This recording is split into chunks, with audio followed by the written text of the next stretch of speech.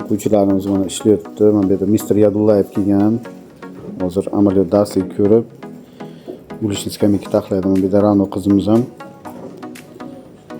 13-dars bajaryapti. Mana bu ijod qilyapti mana.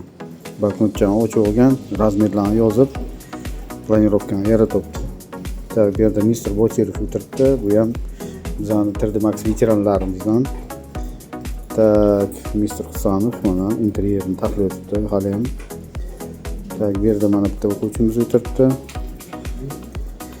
Bu demak modelkasini yaratgan turbosimiz ishlatish esidan chiqib ketgan hozir.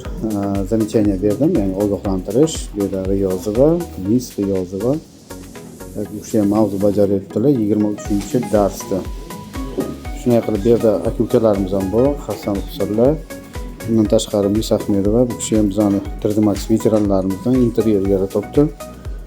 Bu yerda Erkinova qizimiz ham mavzu bajaryapti 13-dars kursida ham. Bu yerda Zilola qizimiz 15-mavzuni bajaryapti, deyarli уже yakunlab bo'lgan. Ijro kartasida faqat o'zganing kamchiliklari bor. Bu kishi yangi o'quvchimiz Mr. Qomatov.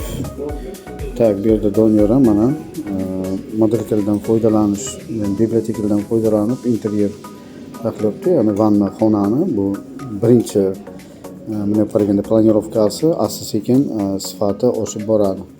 Shunday qilib bu yerda yana o'quvchilarimiz bor. Saparov bor. Mana bu yerda mana Narsaparov o'tiribdi. Bu yerda Mahmudov Akmal. Akmal nechinchi mavzu? 24-mavzu. Mana yana bitta kichkina 3D Max veteranlarimizdan yana bitta interyer taxlayapti, bo'ylarni yopishtirgan. Mana bu yerda yana ikkita o'tiribdi. Mana bittasi, hali ikkinchisi ham o'tiribdi. Bu o'quvchilarimiz Marvelous dizaynerda matolar bilan ishlash mavzusini bajaryapti. Уже vazifalarni bajarib tashlash kerak.